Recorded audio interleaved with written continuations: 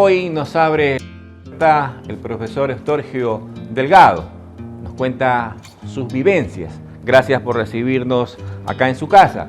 Con él vamos a conversar de diferentes etapas de lo que fue su vida hasta el día de hoy a sus 82 años de edad.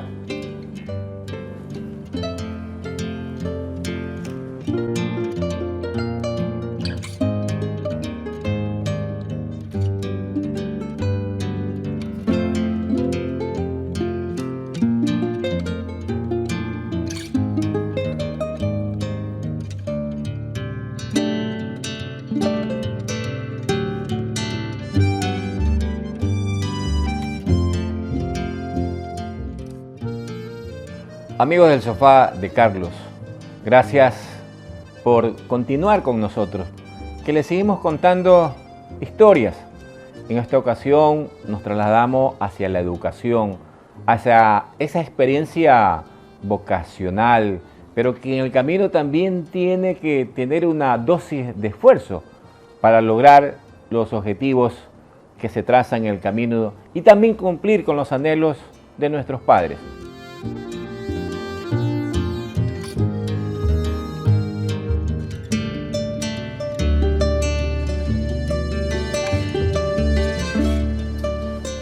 ¿Qué significó en su vida estudiar?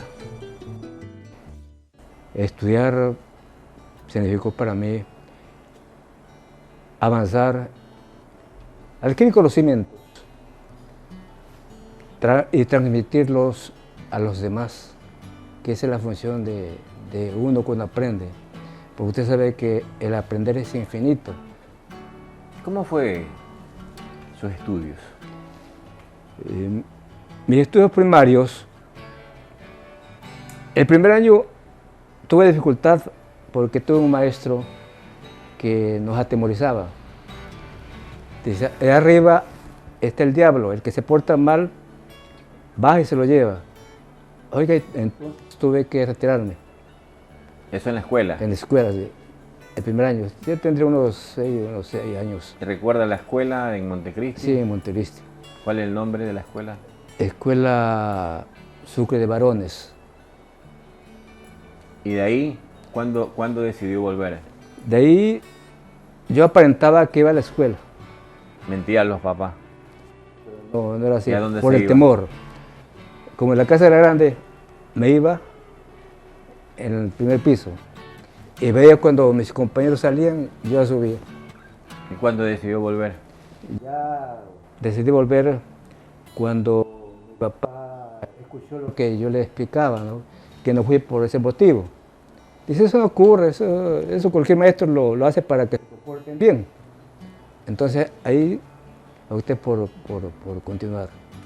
¿Y esa actitud de miedo cómo le fue desapareciendo, que su profesor le había querido infundar? Por las explicaciones que mi papá me dio.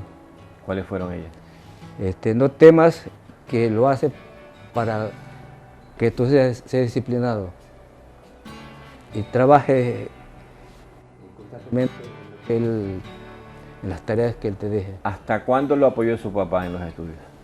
Mi papá me apoyó hasta la secundaria. ¿Y luego qué tuvo que hacer usted para hacer sus estudios en la universidad? Bien, dejé de estudiar. Como yo también soy contador público, y yo tuve un profesor que nos daba contabilidad en el 5 de junio, me recomendó al papá. Tenía el papá una empresa de exportación sobre oficinas. Entonces, él habló con el papá para ver si yo podía ser el contador. Fui. Primero me preparó él, me dice, escribí, no le gustó tanto. Después me hizo leer, correcto, cálculos, bien. Dice, voy a hacer nomás, porque era bastante estricto, voy a hacer más que yo sabré si lo llamo. Ya después me llamó y tomé la contabilidad, que estaba bastante atrasada. Entonces, Se la puso al día. los conocimientos teóricos los complementé con la práctica y me gustaba mucho la contabilidad. En esa época yo ganaba 500 sucres, pero mi papá quería que yo fuera profesor, pero yo al comienzo no quería porque yo digo, ¿cómo comienzo? No tengo vocación para maestro. Y se habló de los amigos de él para que me convencieran de fuera profesor. Y así fue, me convencieron y me fue a trabajar. ¿Y se puede tener vocación en el camino sin que esa nazca con uno? Sí, en el camino se encuentra vocación. Le cuento que yo antes de ir a trabajar tuve que... Como profesor, por supuesto. Sí, ya tuve que acudir a uno que fue mi maestro para que me indique qué manera puedo seguir para educar. ¿Qué tuvo que hacer para estudiar, para llegar hasta la universidad? Usted estudió Ciencias de la Educación. Bueno, yo comencé a trabajar en el campo. Después, en ese tiempo, había los centros pedagógicos que nos reuníamos los días sábados. Entonces, aprendimos más, nos encarrilaban más. Y ahora ya no existe esto, porque nosotros nos perfeccionábamos y a mí también me gustaba hacer cursos. Pero mientras le nacía esa vocación, ¿en qué trabajaba para costear sus estudios? Bueno, yo fui muy económico, lo que ganaba en la casa, yo lo guardaba. Y ya cuando fui profesor, pues ya tenía mi sueldo. ¿En qué trabajó? Como profesor. No, antes de ser profesor. Antes de ser profesor, trabajé como contador. Como contador, sí. Pero no hizo otras actividades adicionales. Se me está escapando. No trabajaba porque mi papá me protegía. Pero sin embargo, una vez construí un reservorio de agua. Yo quería tener dinero y no le dije nada a mi papá, me fue a trabajar y me pusieron con un drampa a coger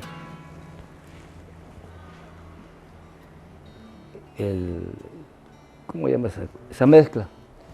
Oiga, y me dio dolor de cabeza. Y a los pocos días, no, a la siguiente día, comencé con fiebre. Y mi papá se informó de que me iba a trabajar. Y él se disgustó. No estaba preparado para el trabajo pesado. ¿Para qué trabaja? Pues si yo afronto la situación aquí en la casa. Hace poco usted me decía que había sido también, aprendió a ser contador. Sí, pero eso fue después, porque yo hice ese trabajo antes estaba más o menos en quinto año, cuarto año. Y también antes vendió libros, antes también aprendió a ya hacer siendo profesor, costura. Ya siendo profesor. Sastre. ¿Sastre cuándo fue, antes o después? Sastre fue después. ¿De ser profesor? Sí. ¿Lo hacía como hobby o daba un servicio? Como hobby. ¿En dónde? ¿En Montecristi o Santana? En Santana. Pero también como ingreso económico, porque yo necesitaba dinero para complementar. ¿Qué lo llevó a Santana? Yo trabajé en una escuela unitaria. Trabajé hasta con 5 grados. Unidocente. Unidocente. Y yo frecuentaba la dirección educativa para que haya un aumento. Y siempre decía, para tal día, para tal fecha, va el aumento. Y me encontraba con un amigo, director de una escuela. Y ese director de la escuela trabajaba en Ayacucho. Me dice, ¿qué fue Delgado ese? ¿Qué andas haciendo? Yo le dije, pide un aumento. ¿Por qué no nos vamos a Ayacucho? Sé que la escuela es completa y vas a trabajar con un solo grado. Él me hizo animar. Y me fue a trabajar a Ayacucho. ¿Cuánto tiempo trabajó por allá? Trabajé 7 años. ¿Se enamoró? Sí. ¿Se casó por allá? Sí. ¿Tuvo hijos que nacieron en Santana? Sí, nacieron 3. Y después de los 7 años, ¿dónde fue se desenvolvió como profesor? Ahí me sometí a un curso de méritos. Ya estaba estudiando en la universidad, me sometí a un curso de méritos en el Colegio de Sucre de 24 de mayo. El rector dijo que me informaba, ¿no? Si yo estaba favorecido en el concurso. Pero nunca me lo dijo. Y una vez viajando, como yo vivía en Puerto Viejo, entonces viajando de Andrés de Vera al centro, me encuentro con un señor que también había participado en un concurso de inglés. Y dice, oiga, ¿y por qué no he ido a 24 de mayo a ver su nombramiento? ¿Qué? ¿Me gané el concurso? Sí, dice. Ahí pedí permiso al director de la escuela, me fui a Sucre y hablé con el rector. Señor rector, le digo, me informé de que yo un concurso de méritos para la cátedra de matemática y castellano. Lamentablemente caducó. Pero yo en esa época era bastante relacionado con algunos amigos con autoridades de Puerto Viejo.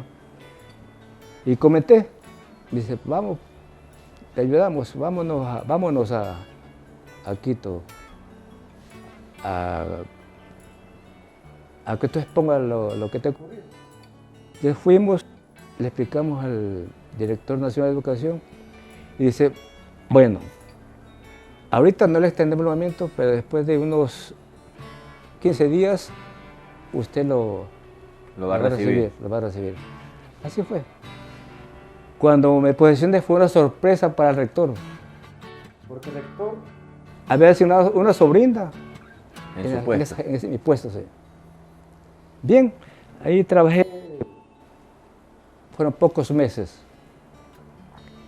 Llegó el inspector general de educación y comprobó de que había exceso de profesores. Entonces, a mí me envió al Colegio Olmedo, en Puerto Viejo. A Puerto Viejo, otros al Colegio Señorita Mati, otros al técnico, Pablo Emilio Macías en Puerto Viejo. Y en el Colegio Olmedo trabajé 14 años. ¿Y después de ahí?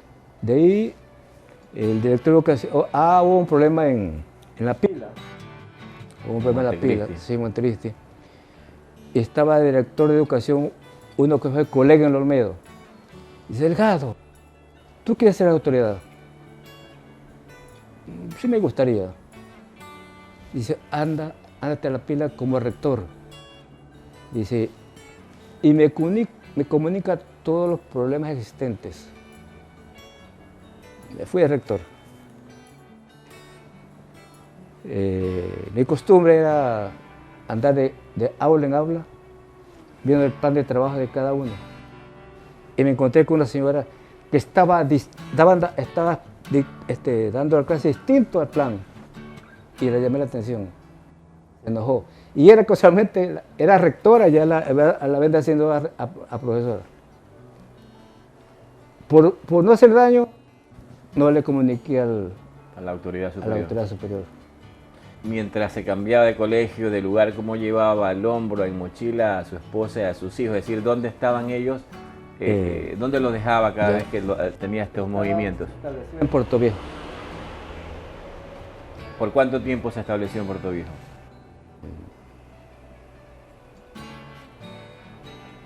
Más o menos unos 15 años. Y después de esos 15 años migra a Manta. Emigramos porque los hijos ya comenzaron a estudiar en la universidad y ellos tenían dificultad. Entonces optamos por venirnos a vivir a Manta. Usted tiene 6 hijos. Sí, 6 hijos. ¿Cómo logró transmitir todas sus vivencias, sus experiencias para que ellos continuaran sus estudios hasta la formación universitaria y profesional? Mis hijos fueron... les gustó estudiar. Yo jamás les exigía nada. Ellos por propia voluntad estudiaban. Pero de todas maneras, cuando ellos estaban estudiando, yo me acercaba al profesor a averiguar si estaban portándose bien. Eso es en la escuela o colegio, y en la universidad ya no. En la universidad no, solamente en la escuela y colegio. ¿Qué siente usted de ver de los 5 varones y una dama, sus 6 hijos, profesionalmente transformados? Gracias, señor periodista, yo me tracé una meta. Y yo dije, con cualquiera que me case y tenga hijos, a todos los haré profesional. ¿Les costó mucho? Eso sí. ¿Cómo? ¿En qué forma? Además del dinero. Sobre todo en la parte, bueno, únicamente la parte económica. ¿Qué tuvo que hacer que ellos ni están por enterado, pero que usted logró su propósito? Bueno, en parte le he comentado a Diemen. Los demás no saben. ¿Qué es esa parte? Si podemos revelar ese secreto. Sí, de lo que le dije de los sacrificios que yo hacía cuando yo estudié en Manta, porque en Montecristi no había colegio. Entonces yo todos los días tenía que madrugar para venir a Manta. Esfuerzo, sacrificio. Esfuerzo, sacrificio, sí. De toda esa vivencia que usted nos acaba de contar, ¿cuál es su mayor satisfacción? Mi mayor satisfacción es ver a mis hijos profesionales, y son bastante sanos, y ellos también se están superando. ¿Qué tipo de profesión cogieron los 6? Bueno, anteriormente ustedes conocen que en los colegios había departamentos vocacionales. De orientación vocacional. Eso, el departamento de orientación vocacional. Entonces a ellos, en primer lugar, le ven el puntaje de las materias que tienen afinidad con la posible carrera. ¿Cuántos médicos tiene? 4 médicos. Los 4 varones. 4 varones. ¿El quinto varón? El quinto es mujer. El quinto es mujer, sí. Ella es ingeniera comercial. Y el último, médico. ¿Ese no estaba programado? No estaba programado porque únicamente pensaba, nosotros buscábamos la mujer y salió, y mi señora se hizo ligar, pero después se embarazó y salió el último. Un milagro de la naturaleza, un milagro de Dios, un milagro o un trabajo mal hecho de la medicina. ¿A qué le atribuye? Tal vez un trabajo mal hecho de la medicina. Y ya en la parte final de este ameno diálogo, ¿qué encuentra usted de diferencia de la educación de antaño con la de ahora? La educación de antaño era mejor. Las razones. Había vigilancia, había sus profesores que visitaban las escuelas y los sometían a pruebas. Por ejemplo, llegaba el supervisor, le decía, usted profesor va a preparar una clase teórica en presencia de los demás profesores. Pero ahora parece que hay un descuido y el profesor no se actualiza. En cambio, anteriormente así nos actualizábamos. Yo, por ejemplo, cuando estuve en el Colegio Olmedo, a mí me gustaba el castellano, que ahora llama idioma nacional. Entonces a mí me gustaba dar esa materia. ¿Y la disciplina forma? ¿El castigo forma? Ahora pues no se puede hacer casi nada de aquello que se hacía antes. Ahora hay indisciplina porque las mismas autoridades no permiten que al alumno se lo maltrate o se le exija demasiado. ¿Es una equivocación maltratar? O sea, no maltratar, sino castigar. Yo le voy a contar una experiencia. En escuela, nosotros castigábamos. Y los hijos se disciplinaban. ¿Cómo lo hacían? ¿El látigo, el cuerito de vaca, la regla? La regla. ¿Arrodillarse sobre el maíz? No, eso no. Únicamente la regla. Y luego llamar al padre de familia. Y no había reclamo, no había agresión por parte de los padres de familia. No había agresión. Más bien nos facultaban para que... ¿A cuántos alumnos formó en toda su carrera de profesor? Calculo un número ahí. Son miles. ¿Ha tenido esos encuentros agradables con esos exalumnos? Vea, yo después de Olmedo, después de que fui rector pero encargado en La Pila, para ser pedagógico. No sé si usted se informó que había un instituto formador de profesores. Así es, en Montecristi. Entonces, en este concurso me fui al instituto pedagógico. ¿Qué pasó ahí? Formamos profesores. Y hace meses en el seguro se me acercó una señora que es profesora. Yo a usted lo conozco. Y le digo, ¿y quién es usted? Me dio el nombre. ¿Y cómo me reconoce? Dice, por su forma de caminar. ¿Y cómo quiere que lo recuerden?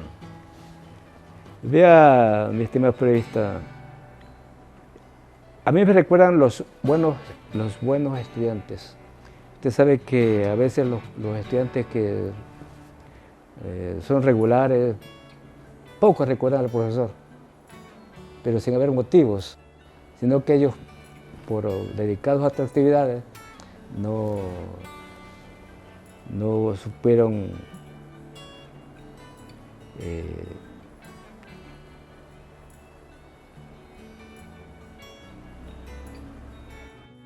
captar los conocimientos.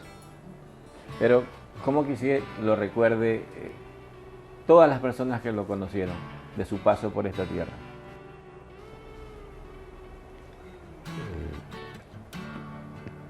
Que me recuerden, que me respeten, que me recuerden de acuerdo a mi forma de actuar. ¿Cree que actuó bien siempre? Sí. ¿Cuál fue su premio por eso? No solamente con mis hijos, sino con los particulares. Yo, cuando estaba en el campo, yo ayudaba a los padres de familia en cualquier gestión. Aquí en Manta, cuando llegué, ayudé a algunos a jubilarse, sin costo alguno. Entonces me ha gustado servir desde muy joven. ¿Qué le recomienda a la educación del futuro? Que se perfeccione más cada día. Ya le había dicho que el aprender es infinito, entonces no se van a conformar con aprender una sola cosa, sino tienen que aprender tengan distintos conocimientos. Habilidades de aprendizaje. Sí. Muchas gracias. Muy amable por compartir con nosotros parte de sus vivencias y de sus historias. Muchas gracias por la... Así llegamos a la parte final de este programa con un invitado lleno de mucha experiencia, pero también al mismo tiempo le invitamos a compartir, a darle me gusta, a sugerir, a dejarnos un comentario. Nosotros volveremos la próxima semana con una nueva narrativa.